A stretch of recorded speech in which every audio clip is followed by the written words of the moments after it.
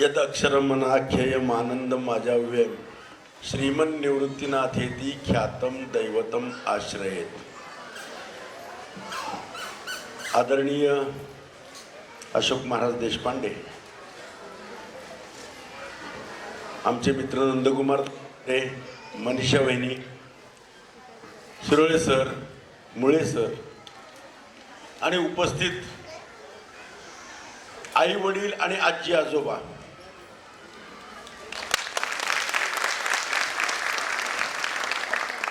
मला इथे माझ्यासारखे काही टोपीवाले दिसतात त्यामुळे फार बरं वाटतंय।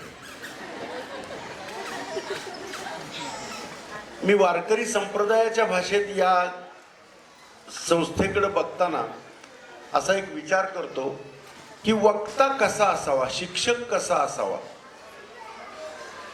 याचा जर विचार केला तर भागवत सांगतं, विरक्तो वैष्णवो विप्रो, तो विरक्त असावा, तो वैष्णव असावा, तो विप्र असावा। शिकवणे ब्राह्मणाच आहे, तो विप्र असावा। दृष्टांत कुशलो धीरो, तो आपल्या व्यक्तित्वातून, आपल्या वागण्यातून, आपल्या बोलण्यातून विविध प्रकारची उदाहरणं देऊन त्या व्यक्तीला ठसवून एखादा सिद्धांत सांगणारा असावा। कारण सिद्धांत जर एखाद्याच्या मनावर रुजवायचा असेल तर दृष्टांताशिवाय पर्याय नसतो।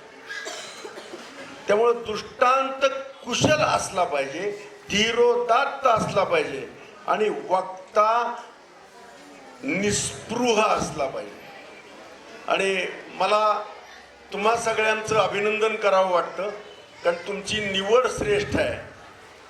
हा माणूस विरक्त आहे, विप्र आहे, वैष्णव आहे, कारण गंध लावलेला आहे।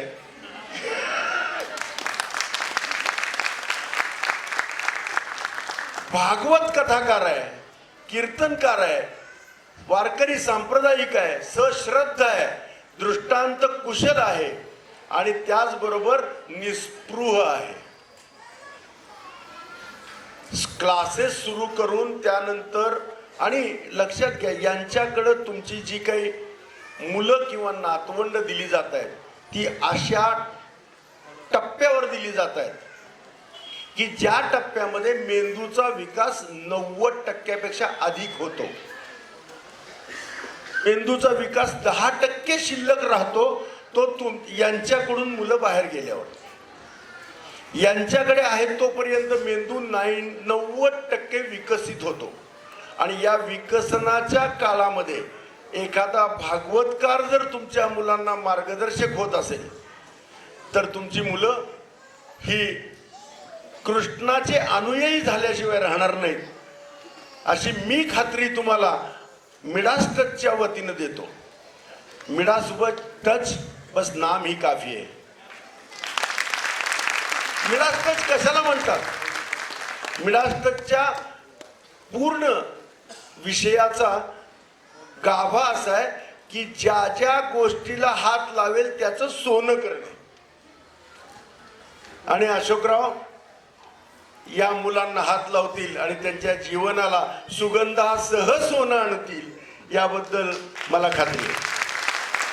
आपल्या सगळ्यांचं मी मनापासून अभिनंदन करतो आणि आपल्या मुलांच्या नातवंडाच्या कौतुकाच्या मध्ये जास्त काळ उभा न राहता आपल्या सगळ्यांची रजा घेतो। धन्यवाद।